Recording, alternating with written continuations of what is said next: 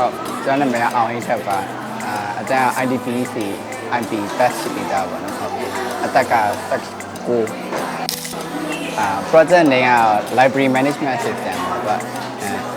စာကြည့်တဲ့နဲ့ပတ်သက်ပြီးတော့စာအုပ်တွေကိုဘယ်လိုငှားတဲ့ဟာမျိုးတွေကိုကြိုက်တဲ့စာအုပ်တွေကို like လုပ်လို့ရတဲ့ဟာမျိုးတွေရှာလို့ရတဲ့ဟာမျိုးလုပ်တာ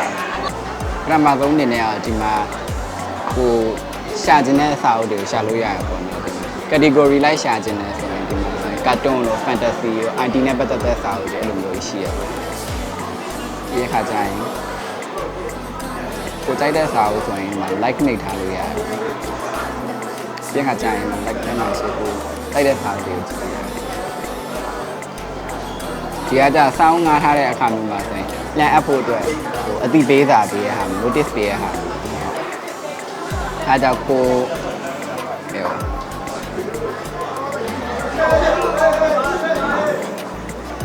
ကျမ်းမာတော့ကိုငားထားတဲ့စာအုပ်တွေဒီအစိမ်းအောင်လေးနဲ့ဆိုရင်ဒါပြန်အပ်ထားတဲ့စာအုပ်ကိုအပ်ပြီးထားတဲ့စာအုပ်တွေဒီအနေအားကြတော့ဒါငားထားမှာရက်လွန်သွားတဲ့စာအုပ်တွေဒါထည့်တာဒါသူက profile information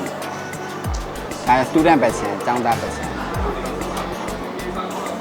အဲ့တော့ user 3မျိုးရှိရယ် librarian စာတိုင်းမှုရယ်ပြီးတော့ admin ရယ်ဆိုပြီးတော့ student 3မျိုးရှိရယ်အဲ့ဒါက librarian person ပေါ့ librarian အနေနဲ့ကဒါစာအုပ်တွေလာပြီးတော့ငားတဲ့ခါမျိုးမှာဆိုရင်စာကိုရွှေ့ပြီးတော့ငားရဲ့လူရဲ့ information တွေထည့်ပြအောင်ပေါ့အဲ့ဒါငားလို့ရတယ်ဒါကြောင့်ငားထားတဲ့လူစိတ်ရင်းဒီခါကျတာနဲ့အပ်ထားတဲ့လူစိတ်ရင်းတွေပြန်လာ overdate ဖြစ်သွားတဲ့လူစိတ်ရင်းတွေကြည့်လို့ရတယ်ပေါ့နော် librarian အနေနဲ့ဟုတ်ဒါ admin person ပေါ့နော် admin person မှာကြာတော့ဒါကျောင်းသားဘယ်နှယောက်ရှိရဲဟာမျိုးတွေပြီးရင် librarian ဘယ်နှယောက်ရှိလဲဆိုတာမျိုးအဲ့လိုမျိုးလူစင်းရင်းတွေကြည့်လို့ရတယ်ပေါ့ပြီးခါကျရင်ဒါကြောင့် librarian အတွက် account တွေပါ create ပေးမယ်ဆိုရင် librarian ကကိုယ်တိုင် create လို့မရဘူးဆိုတော့အလုံးဝင်ပြီဆိုရင် librarian အလုံးဝင်ပြီဆိုတာနဲ့သူတို့ account တစ်ကောင် create လုပ်ပေးလိုက်ရတယ်